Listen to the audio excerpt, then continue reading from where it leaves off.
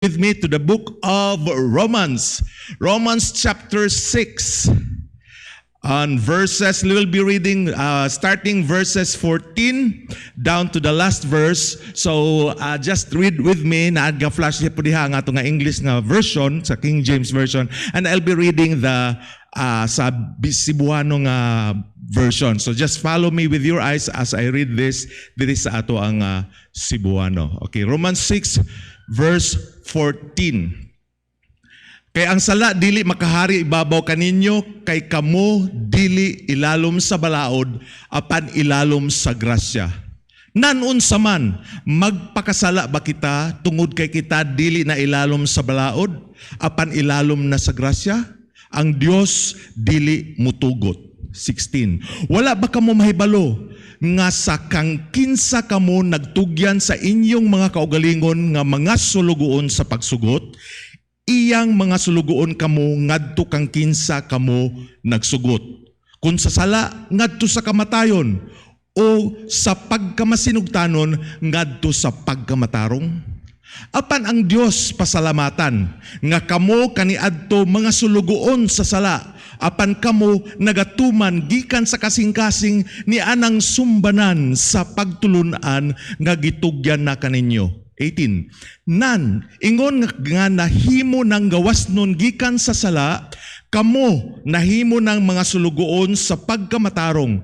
Ako nagsulti subay sa kanaiya sa mga tao tungod sa kahuyangon sa inyong unod, kay miingon nga kamo nagtugyan sa inyong mga bahin nga mga sulugoon ngadto sa kahugawan ug sa kadautan ngadto sa kadautan. Sa samang paagi karon itugyan ang inyong mga bahin nga mga sulugoon sa pagkamatarong ngadto sa pagkabalaan. Kaysa diha nga kamo mga sulugoon sa sala, kamo gawas nun gikan sa pagkamatarong. Nan, unsa ang bunga nga inyong nabatunan ni adtong mga butang nga sa diin kamo karon naulaw. Kay ang katapusan ni adtong mga butanga mao ang kamatayon. Apan karon ingon nga naghimong gawas dun gikan sa sala og nahimong mga sulugoon sa Dios, kamo nagbaton sa inyong mga bunga ngadto sa pagkabalaan ug ang katapusan kinabuhing walay katapusan. Kay ang bayad sa sala mao ang kamatayon, apan ang gasa sa Dios mao ang kinabuhing dayon pinaagi ni Jesus Kristo nga atong Ginoo. Okay, let's pray. Heavenly Father, Lord, salamat sa imong pulo nga among gibasa karon ug among papatalinghugan. Thank you, Father God, sa presensya sa matag usa Ginoo nga imong gidala diri, gadiin makasimba kami kanimo diha sa espiritu ug sa kamatuoran ug makapatalinghog kami sa imong pulong. Hinaot pa Ginoo nga dili ang imong pulong nga among paghisgutan karon dili kanimo labay kawang sa among matag usa ka kinabuhi. Hinuon ug unta nga diin ma-apply namo sa among matag usa kakinabuhi. Amo kining gitugyan diha kanimo karon ang kaning panahon sa pagwali. In Jesus name we pray. Amen. Magapanglingkod mo. Okay, the title of this message nato is Choose to Obey. Choose to Obey. So kumingon ka og obey, so meaning naa kay gisunod, no? Naa kay gituman. Pareha sa sa Ephesians 6:1 ngadto sa mga bata, mingon siya nga, children, obey your parents in the Lord, for this is right. So ang mga bata na ay manduan sila sa pag-obey sa ilahang mga ginikanan. So there is some sort of ang usagi sugo, ang isa pod maoy nagtuman. Kung imong tan-awon diri, naghulagway ni sa gitawag nato og some sort of a servant master relationship, no? So naay servant nga mosulugoon, mao gisugo, og naay master nga maoy nagsugo sa mao nga servant. Okay, even sa ato nga mga pipila sa ato adiri nang empleyado man, no? So nagtrabaho sa SLB ug asa man ka sa gobyerno, and in that way naamoy mga dapat nga inyong sundon isip nga nagtrabaho mo diha.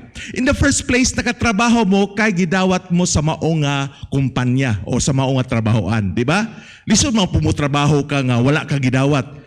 For instance, nata sa diya sa hurnuhan. Moadto ka kung sa mga diha, manghurno ko. Nga naman, ganahan ko, pero dili ka empleyado.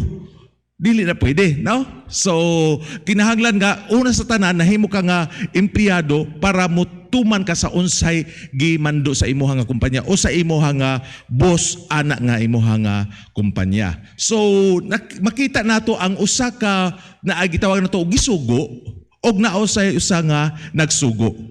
Ang gisugo maoy mutuman sa unsay gisugo, no? So, ani nga tong pagtuon karon ato nga pagatunan kung say angay nato nga pilion nga ato nga tumanon. Now, ato nga gibasa kani actually atong naay tagaan nato duha ka contrast ning atong kinsay angay nato nga tumanon. But in the first thing, prior ani nga mga verses nga ato nga gitun-an, ato sang dalikyatan ang pipila ka mga bersikulo before ani nga verse 14. So actually sa chapter 6, the whole chapter, kung imong makita diha sa primero nga mga verses, naghisgot ni siya, what shall we say then? About ni sa magpadayon ba kita sa pagpakasala aron ang grasya sa Ginoo mudagaya? Ingon ang pulong sa Ginoo, ipalayo ka na, no? Ang Dios nagadumili ni ana. So actually in the next portion naghisgot ni about sa pagkamatay nato diha sa sala.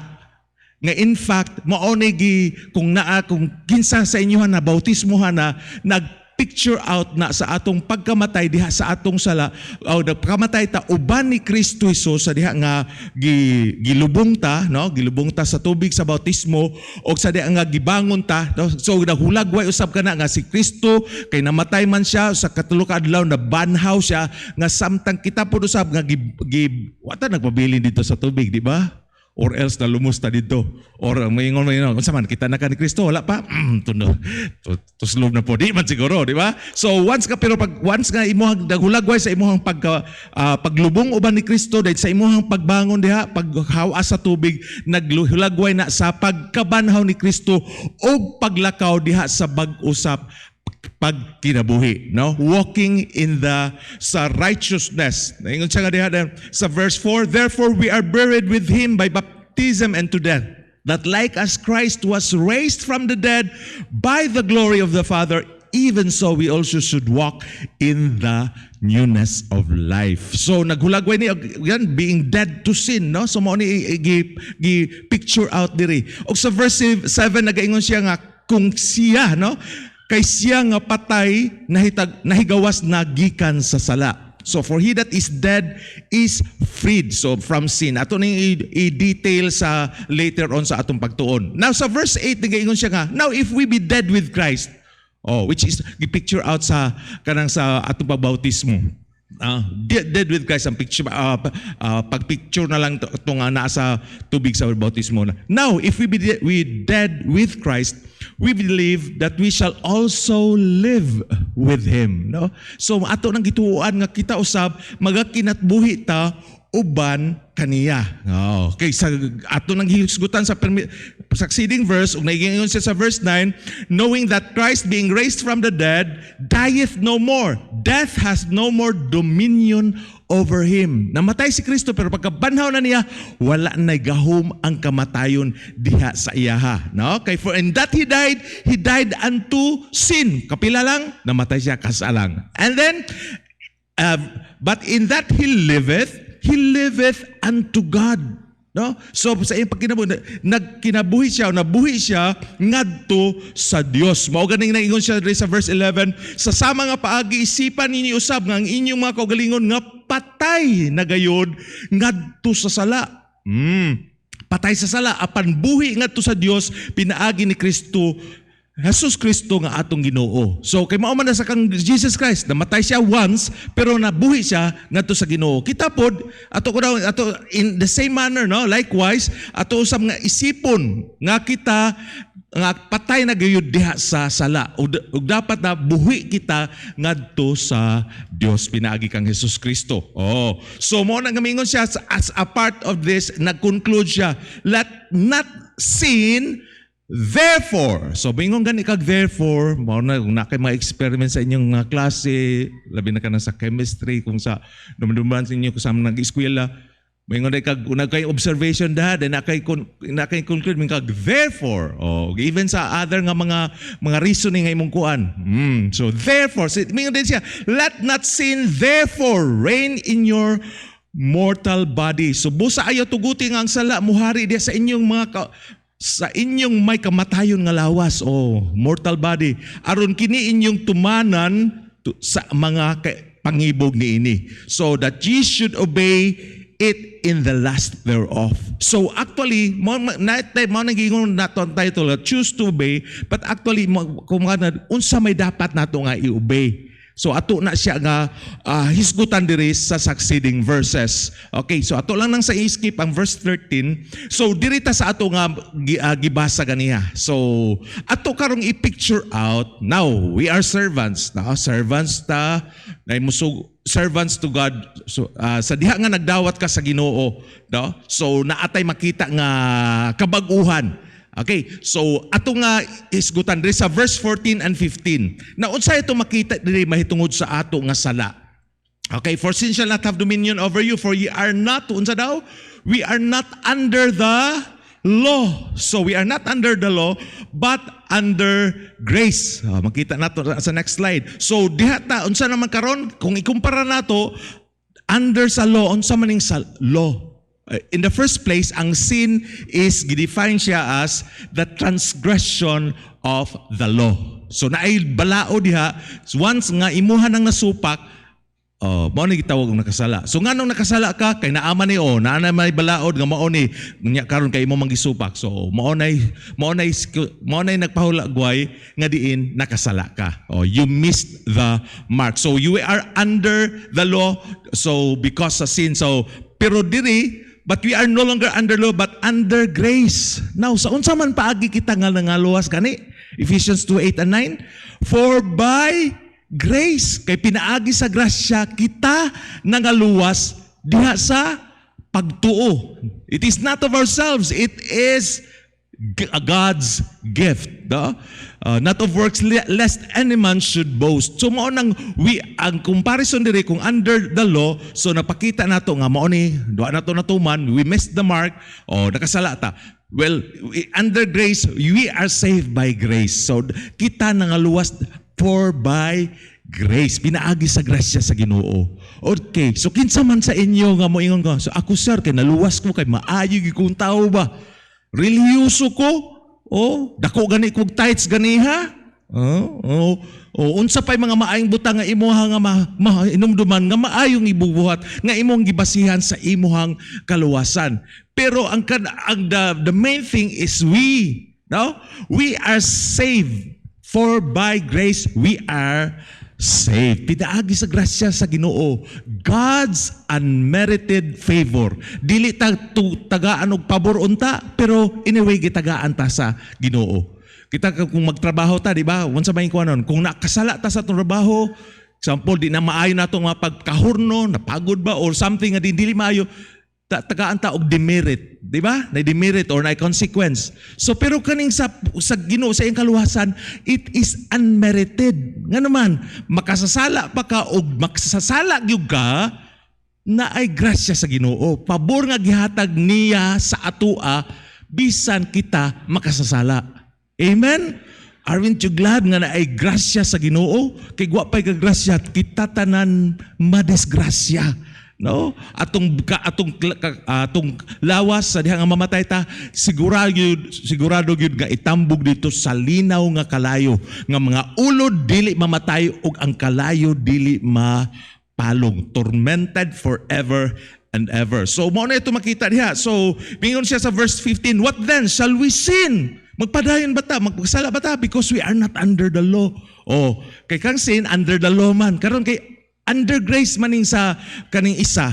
So may under grace naman ito na may unmerited favor sa Ginoo. Padayon tagsala. Na may grasya sa Ginoo. Di ba? So mura ginana. Okay. Mo ganin na sa verse 6 diri shall we continue in sin that grace may abound? Na may grasya ang Ginoo. Padayon batas pagpakasala willfully. Kay grasya sa Ginoo mo kuan magkuno naaman ang grasya, pero ingon siya God forbid. Karon na po rin siya, what then? Shall we sin? Verse 15, Because we are not under the law, but under grace. Sa gingon sa pulong sa Ginoo, God forbid. Ang Dios dili mo tugot ana nga magpadayon ta sa pagpakasala. Kay unsa man dayon ang sa diha nga kitang nagdawat sa kang Ginoong Hesukristo. Di ba sa atong pagdawat kaniya unsa man? Naghinulsol ta sa atong sala, no? Gi-acknowledge sa atong sala atong gihinulsulan. When we say hinulsol, we turn away from sin and turn toward God. So that is good as facing 180 degrees. Talikdan yun ang pagpakasala. Di man pasabot nga di na gyud ka makasala. Pero ang pagpakasala imuhang gitalikdan, imong gihinulsulan. Amen? Kay ugi mo karon, imong kon, wa may kabaguan sa akong kinabuhi. Kapadayon manggihapon ko nga murag na luwas na naunta ko. So i-check nimo imong kagalingon. Kay ang ato ana naay resulta sa imuhang kaluwasan, sa imuhang pagkaluwas sa grasya sa Ginoo. Gadiin ingon siya dapat ato ning ang Dios na dumili ini nga kita that we sin, no? Nga kita makasala, shall we sin? Okay. So then sa verse 16 ato makita usab ang next nato nga comparison ani nga sin na kaning usa. Okay, know ye not that to whom ye yield yourselves servants to obey. Okay, so we are servants in some manner. Okay, so kung asa daw ta mo obey, unsa daw? His servants ye are to whom ye obey. Kung kinsa imong gi-obey, of course, mao na ikaw sulugoon ka. Nagtrabaho ka sa imong 8 to 5 or sa imong pagtrabaho o imong gituman imong gitrabaho, kay ikaw sugo man ka, empleyado ka. So naay nagmando nimo sa pagbuhat sa ingon imong bossing or imong boss. Now, ang ato makita diri ingon siya, his servants are ye to whom ye obey. So naay comparison diri. Okay, whether of sin, so imong gialagaran ba ang sin ba? So dito unsa man mag-alagad ba ka sa sala, sir? Kana di nakasala ta, padayon tas pagpakasala. Di ba? Murag good as napasok na kasi mong dalunggan, nagpakasala na po ka, napakapin na pong pikas dalunggan. Okay, anyway, so atong makita diri nga diin, unsa man, whether of sin unto death. So kung magpaagalon ka sa sala, ngadto ni sa kamatayon. So it speaks also of the consequences of sin. So unsa may resulta sa sala? Ang kamatayon. Pero ang isa pod or of obedience, so sin, ang isa of obedience, unsa may resulta ni? Kung mag-serve ka of obedience, unsa resulta? Unto righteousness. Ngadto ni sa pagkamatarong. So take a look at the two differences. Ang usa sa kamatayon, ang isa sa pagkamatarong. May imong piliun diha, no? So mo na diha sa verse 16. So ang asa ka imuhang gihimo nga agalon, maunay imuhang gisunod sa imuhang gibuhat. Okay, so in verse 17, but God be thanked that we were. Unsa man sa verse 17 sa next row, next slide. We were servants of sin. If you notice diha ang pulong were. So meaning namilabay na. No? Kung ikaw nakadawat na sa Ginoo, nakabato na sa kaluwasan, pinaagi sa imong pagdawat by faith kang Kristo Jesus ang imong manluluwas, kato where mga sulugoon ka sa una. Milabay na to imong pagkasulugoon. So meaning positionally karon ang imong nga agalon dili na ang sala. Kay kato sa gamay rang hiko sa kan adto tabay adto ta sa piryahan gamay ra kay liso sa ilong awa na sunod na rin adto tabay inom tabay no bay bulho tabay yup tabay so kamo katumo na you are servants nga naman isa doon sa akong isa sa mga doon sa ako nga kinabuhi no. Siya nga, di man ni, siguro liyo, gamay lang good. Tilaw-tilaw lang. Ang nahitabo kay, sa ako makita sa iya kay, na-hook naman yun siya. Meaning, di na yun siya kabiya sa pagsigarilyo. So, mo nang nahimo na siya sa ulipon sa sigarilyo. But kana nga itong giingon diri, atong makita diri, we were the servants. Kaniad to, mga sulugoon mo sa pagpakasala. Sa una. Oh, karon di ay unsa naman? Oh, we were servants of sin, but ye have unsa daw? Ye have obeyed. Pero kamo naka-obey na from the heart the form of doctrine which was delivered you. So nakadungog mo sa gospel. Amen? Nakadungog mo sa mayang balita, sa pulong sa Ginoo. So na-deliver na sa imuha. Pero imo na siyang gituman, imo na siyang saman. Dili ko magdawat sa Ginoo. Oy, di na ko dawaton ang grasya sa Ginoo. Kay maayo man kong tao. Ang ato ra bang pagkamaayo sama sa hugaw nga trapo, pero imong kwan maayo kong tao. So ye have obeyed from the heart that form of doctrine which was delivered unto you. So kung ato nga nag-i-picture out ni mga igsuon, nga kita servants na sa una sa sala. So unsa man tong mga sala kung ato mahisgutan ang pipila? Mga bisyo, no? Kung may tag-bisyo nga, maayo ko, no? Ang uban nga, wala ba ko'y kwarta, pero daghang bisyo nga naman, libre. Daghang mang libre ako mga pare, or unsa ba? Pero the thing is mo, spend you ka para sa imong bisyo, o sa kinsa taong nga bisyo. Kaya mo, labi na mangita ka, may mong libre na ako, mapalit yung guwan eh. Tama? Now, so that is being a servant to sin. Now, kung nag-obey na ka, unsa may imong buhaton? Instead nga magbisyo ka, magserbisyo. Serbisyo diha sa Ginoo. So unsa man katong imong ipalit para sa unsa man na tangway o unsa man nga ilumnong makabog, no? Or imuha bang paaso-aso diha nga madaot lang ang imuha nga baga, no? Nga sa ilahapad nikotin na lang nagkubot diha kay para ikaw mabuhi. So imo hanang ang imong gibisyo, imo nang giserbisyo, imo nang gialagad sa Ginoo. Ang expenses nimo para sa imong bisyo, imo nang sakripisyo para sa buluhaton sa Ginoo. Amen? So that is part of obedience. Compare nato sa sala. Now in so ato makita diri sa verse 20. Sa verse 20, ato makita din siya, for ye were the servants of sin. Unsa pa? Where?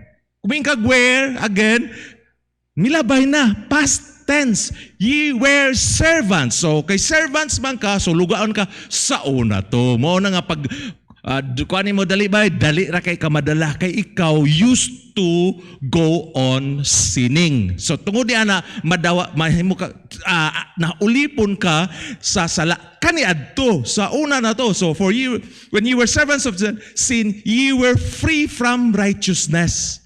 So kay meaning, unsa man ang free from righteousness, libre ang righteousness, sir? Meaning, di kakabuhat og maayo or pagkamatarong kay ulipon man ka sa sala. Pero in contrast, kung moingon ka nga sa verse 18, previous verse diha, moingon siya nga, being then made free from sin, ye became servants of righteousness. Nganong nahimo kang servants of righteousness? Nganong ang imong agalon is sa pagkamatarong na?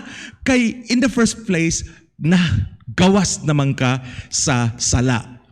Meaning di naman kaulipon sa sala. Okay? So we are no longer bound to serve sin.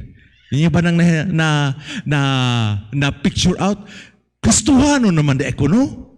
Di naman da ako ulipon sa sala. So, di naman da ko obligado nga mo alagad sa pagpakasala.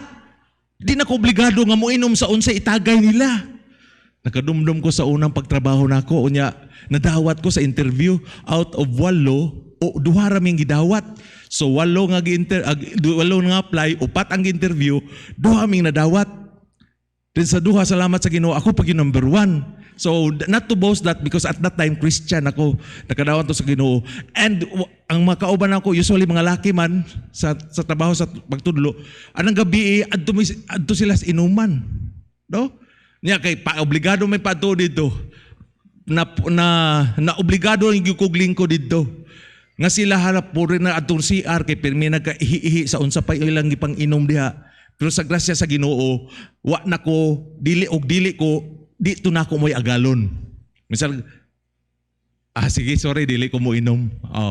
At least sakita nila nga kuan, pero I am there, kahit tugod kay sila akong katrabaho, pero wala ko nagbuhat sa ilahang gibuhat nga pagkaulipon sa sala. Amen, nakuha nato. So sa inaani pagi dili na ta ulipon sa pagpakasala. So we are not bound to serve sin. So karon kay servants naman ta sa pagkamatarong. Sa una unsa man to, we are not bound to serve righteousness kay ngano man ulipon man ka sa sala. So unsay imong buhaton, usually prone you going to unsay sala maot ang imuhang ginabuhat. Okay, so now in verse 19, kung atong tan-awon pag diha ang contrast aning duha, ingon siya diha nga, I speak after the manner of men because of the infirmity of your flesh. For as ye have yielded your members servants to uncleanness and to iniquity unto iniquity. Okay, so servants of uncleanness. Ano sa servants sa sala? Servants sa mahugaw, uncleanness, no? Sa verse 19. So servants of uncleanness unsa man ni? So it's the opposite sa pagkamatarong, no? Mga sulugoon ngadto sa kahugawan ug sa kadautan ngadto sa kadautan. So take note unsa implication ani nga pagkaulipon sa sala. Ngadto sa kadautan, kahugawan, kadautan, dili maayo ang epekto. But in the other side of this, for us you have okay, even so now, okay, kani previous ani sa for as ye have yielded, no?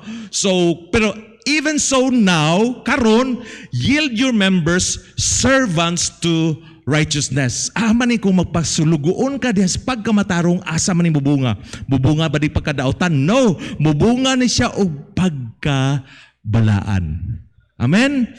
Sir, unsa man sir, ako ang tanawa ko sitwasyon sir, murag kag pagkabalaan ako na manhabon ra ko sir kay kung pagkabalaan wag ko pagkabalaan sa akong pagkaugalingon. Tinuod na kada usa nato wa tay pagkabalaan sa atong batag usa ka kaugalingon. After all, sa diha nga motan-aw ang Ginoo sa atoa and we are all have already received Jesus Christ and we were forgiven of our sins, dili ang atong pagkamatarong iya makita sa God the Father, but Christ's righteousness kay being Christ in you. Kasi Kristo na sa imo ang pagkamatarong ni Kristo mo ay makita sa God the Father. So meaning actually dili pagkamatarong nato per se boy atong gikuan, pero this is an implication kay di naman ta ulipon sa sala, ulipon man tas pagkamatarong. Dahil pagkamatarong ni Kristo nga atong kinabuhi. Nya ang resulta day ani dili gihapon maayo mga pagkadautan ngadto sa pagkadautan. So kuhay, no? So man nagunta ang pagkamatarong ni Kristo. I have that imputed righteousness sa akong kinabuhi. Unya sa diha nga may with this nga madiin ulipon ako sa pagkamatarong ngadto sa pagkabalaan. Okay, so mo ta atong kuandiri. And in the last nga comparison sa verse 21, nag-ingon siya diha, okay, what fruit had ye then in those things whereof ye are now ashamed? Kasi sa una katong di ba, mga hinumduman nimo, kinsa may nakakuha grabe ta mag-inom sa una ba, no? Luoda day atong laina day atong gihimo, no? Kadto bitaw na hubugtas kan natumbatas kanal, then nagkalapog ta. Haskang ulawa day ato, no? Di ba? So but what fruit had ye then in those things whereof ye are now ashamed? Ulawa doy.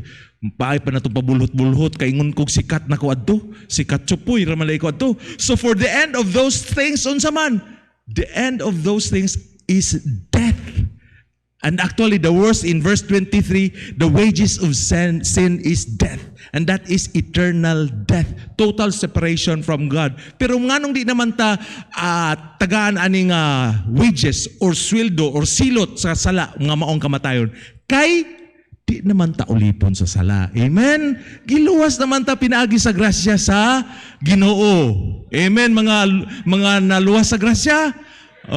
So mao nang ang nakanindot diini kay kita dili na end nato ang kamatayon, ang eternal death, but rather unsa man insya for the end of this thing is death. Pero sa verse 22, but now being made free from sin. Karon nga gawas no na ta sa pagpakasala, we become servants of God. Agoy, wa nay sa ila din. Luya ninyo mga baptist, no, wala naman mo'y disco, wala naman mo'y inom-inom. Wa sila kabalo nga naka-save na daeta adto. Tama? wa na tay bisyo, nakaserbisyo dito sa Ginoo. Amen? Oh, siguro sa ato karon, sir, murag hapit pa man ko kasulayan ng serbisyo imong giingon, sir, kay karon murag kasugod pa man ko. So, actually, it begins with that first step, manggod. To show that particular first step of obedience is actually that of pagpabautismo nato, no? So that is one of sa gikuman sa Ginoo atong i-mention na later on. Okay, so makita nato diri siya nga, and become servants of God, ye have your fruit unto holiness. So ang bunga diyan ni pagkabalaan, and the end dun sa man eternal death. No, the end is everlasting life. So unsa man mga luwas kaulaw, no, ug sa ilaha pa pag rapture ba, di pag rapture na atol nga pag rapture, ang last thing nimo kung naman ganita ma'am, nabdan ta sa Ginoo o di pa buhi pa ta nabdan before sa pagbalik. The thing pag rapture, pag balik sa Ginoo na kayat ta sa langit, nabdan ta nga gaaso-aso atong baba. Ulawan, no? Or main mong hapit na ka, natumbas kanal. Nanimaho kang whiskey bino, uban pang itsitira. Haskal, ulawan, no? Oh, so mo na ito yan, that the end is everlasting life. Kinabuhing walay katapusan. Oh, so nakita nato ang comparison aning duha. So, although kag sir, layo pa kayo na. Actually, di ka don't worry kay si Paul mismo sa iyang pagkasiya, ingon gani siya sa Romans 7:20. Now, if I do that, I would not, meaning katong masala ba, yung buhaton. Siya, kung ako ning buhaton, it is no more I that do it.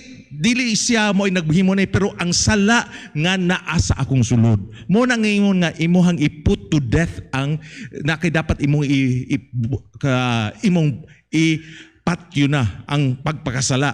Diba? Kaya umuwing kag patay na, bisan pa mga isa pa ka stick bay, o isa pa katagay bay, di na mo reply kay ano, patay naman, dead to sin. So, yun siya, but kung nabuhat na ni Pablo, yun siya, dili na mo ako ang nabuhat na, pero ang sin nga nagdwell sa ako kay imong gipa kondinar, imong gipa unsa nang kanabitang mo gipabalik nimo gipabuhi, di ba? Mahadlok man tag nay nga unsaon lang ka ang kanang patay diha panalitan mo bangon, murag hadlok kayo. So murag mao na mahitabo na to, dead to sin nya ni bangon ta kay gi-entertain na to,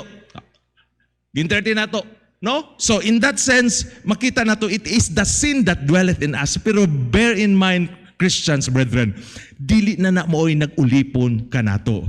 Amen? So nahuman na ta sa ato ang intro. Okay, amen. So ato na ta sa punto, upat ka punto, ngano nga we choose to obey God's command. Meaning nganong dili naman ta dapat katong sala atong i-obey. Sir, lami man ka ito, gahulat ganito na ko ron, gahuna-huna gani ko sir, pag uli na ko ron, mao ni akong buhaton, kato ba akong gibuhat ganiha? Asa to? Katong imong giplansa dire, then karon magplansa pa ka dire? Sort of thing. Oh, so ang nakanindot ini is again dili na ta agalo, di na nato agalon ang sala.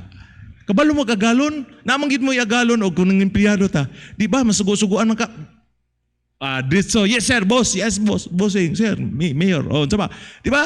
Pero kay di naman ta ulipon adto, so we can choose to obey God's command. So note, we carry out sin, so meaning we committed sin, but we are no longer servants of sin. Amen? Di na taulipon sa sala.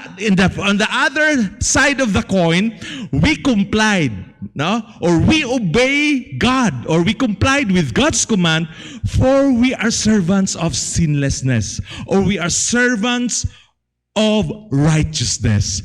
Meaning, pwede na nato. So meaning, o sa mga trabahante pa na si CLB, pwede na ka maghurno o maghurno og sakto kay ikaw empleyado man dito. Karon empleyado naman ta sa pagkamatarong, no? So mao na nga in this way kita usab makakomply ta sa command sa Ginoo. Once God commanded us to do so, dili na ingog lisura ng command nimo Lord. Oy dili, gimando na niya kay kaya na nato tumanon.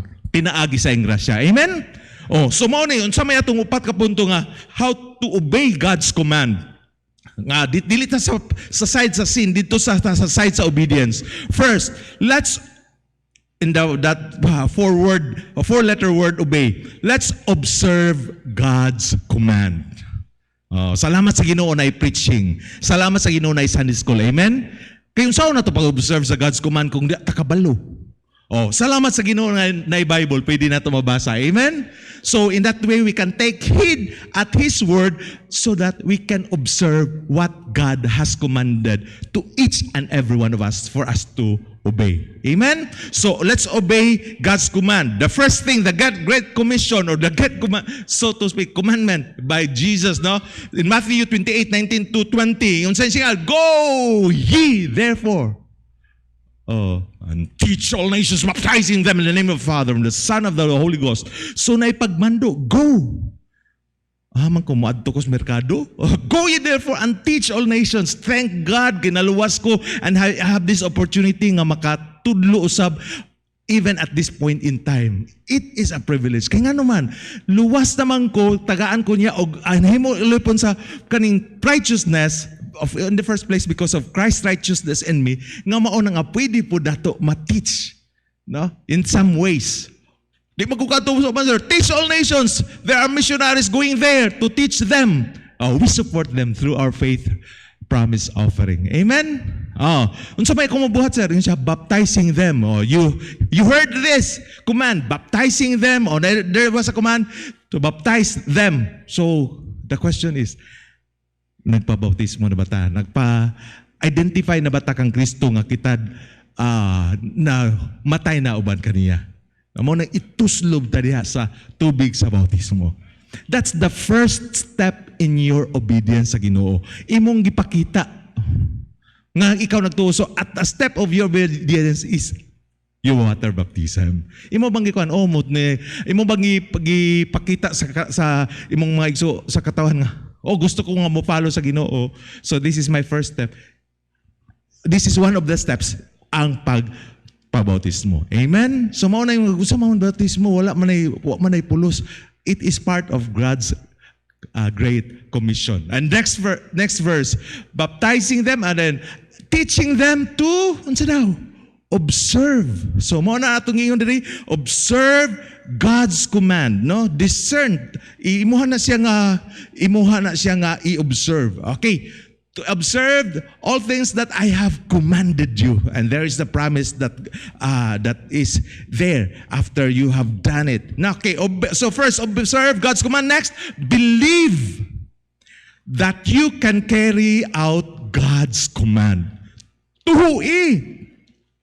Di ba nagtuta by faith? Karon by faith tuoy pud nga ako ning I trust God that I can carry this out sa akong pag-obey sa pulong sa Ginoo. Kay ug atoa lang ko galingon mao gani ta kag Lord, wa gyud ko mahimo kung wala ka. Tama? Okay, kay wa man kita mahimo ug wala ang Ginoo. Without Christ we can do one thing. Unsa na nga one thing? Nothing. Mao na isa nga mabuhat nato kung wala si Kristo. Unsa man nga thing? Nothing. So mao na ato nga high school, mao na ato nga we need to believe, trust in Him. Take a leap of faith nga diin sa imuha nga pag-carry out sa God sa command sa Ginoo. So unsa man sa what does please God the most? Hebrews 11:6. But without faith it is impossible to please Him, to please God. So it takes faith for us to please God. So faith, we need to believe, we need to trust in Him. So for he that cometh to God must believe that He is, meaning that God exists. Lisod kayo naman yung kagmutuman ko sa Ginoo pero wag na ko kabalo nga nag-exist siya. Diba? So, but God exists and you believe that He exists and believe also that you can carry out His command sa atong kinabuhi. Amen? Okay. Obey, observe, believe. Next is express. Express your intention to perform God's command. No? Nga gusto gyud ka nga imuha nga i-perform ni siya. So now, unsa may atong sitwasyon nga nanata kang Kristo Jesus? Philippians 1:6, being confident of this very thing that He which hath begun a good work in you. Ang Ginoo nagbuhat nagmaayong buhat. Kano sana sa imong kinabuhi? Kano sa nagsugod? Nagsugod na sa diha nga naa kay Kristo sa imong kinabuhi. That is the greatest thing nga gihimo sa Ginoo. Hatagan kag kaluwasan. And He began a good work in us, and He will perform it until the day of our Lord Jesus Christ. Iyan yung mga i-perform, i-execute until Christ coming. So even then, sa atua, let's express our intention sa pag-perform sa command sa Ginoo. Kaya iya mang gisugdan. After all, dili man ni ato ang Lone Ranger na ta, mutuman ko sa Ginoo in my own efforts. Dili, oy, pinaginistabang sa Ginoo. Kay yan ang gisugdan, iyan ang padayonon. Observe, believe, express, last but not the least, yield. Yield or commit to execute God's command. Gikinahanglan nato nga ato mag-commit gyud ta nga para ato nang mabuhat. If may tag-yield or if there's a will, there's a way, no? Lisod man kuman sa Ginoo, pero na kay will nga mutuman, so let it be your commitment. Ginoo, tabangi ko kay I am really committed to follow you, to follow your command. Kung unsa man imong gisugo, gusto nako ni nga akong buhaton. Di lang nako i-observe, di lang nako tuan by faith, no? Di lang nako nag-express ko sa akong intention sa pag-follow ani, pero ako gyud mo commit sa pag-follow. Again, labi na sa mga bag-o nato nga mga Kristohanon. Dili ni sayon, even sa mga daan, no? Nga mga Kristohanon ay time nga dili biya sayon ang challenging ang pagsunod sa Ginoo. Amen.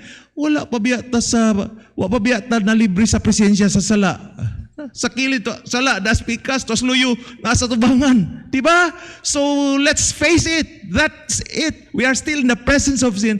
But the good thing, we are no longer in the power of sin. Di na ta sulugoon sa sala. Then with this, we can choose to obey God. Now, we only have one life. We only have one life to live. Will you live to obey God's command? Will you choose with your life that you have? Usa ila pa may iring kay siyam kinabuhi. Karon obey, second disobey, third obey. No? So but we have only one life to live. And let it be for Jesus. So choose to obey God, choose to obey God's command sa atong kinabuhi. Amen. Okay, shall we all stand and let's pray.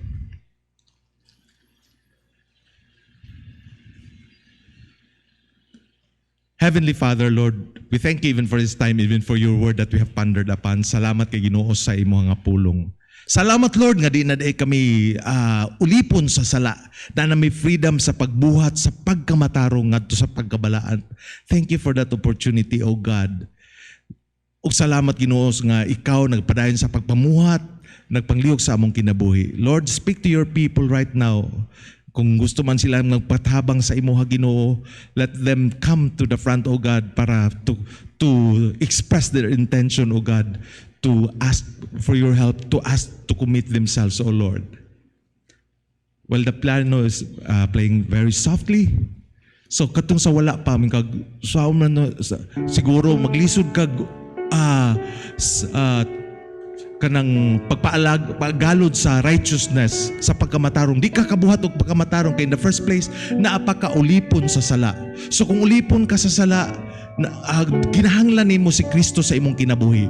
Dawata siya, isip imong personal maluluwas, hinusuli ang imong sala og imong saligan siya sa nga mahimong kang ulipon diha sa pagkamatarong. Naba ka nato nga gusto mo dawat ang Kristo Jesus iipsip yang Ginoo manluluwas. Amen. Salamat sa Ginoo kung I presume nga nagdawat na kita tanan. Now sa atoa, kabalota nga di na dayta ulipon sa sala. Amen. So gusto ba ka nga imong i-commit imong mangay kagtabang sa Ginoo to be as being a servant of righteousness ngadto sa pagkabalaan. Why not come diri sa altar? Napaki-istorya sa Ginoo. After all, this life that we have we only have one life. No? So what are we going to do with this life? Sige, come na pa'y space diri sa tubangan. Talk to God. Pasalamati ang Ginoo sa iyang gibuhat sa atong kinabuhi.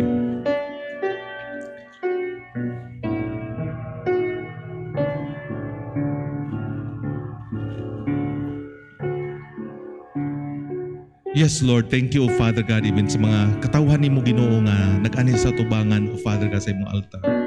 Wala ko kabalo sa ilang desires, ilang kasing-kasing. But Lord, may you honor their desires, O God, nilang prayer for to serve you, being a servant of righteousness, O God.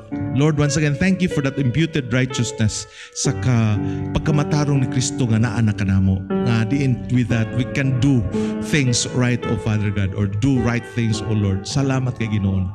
Bless us of Ginoo ang matag-usan ng kapamati sa imong pulong Ginoo.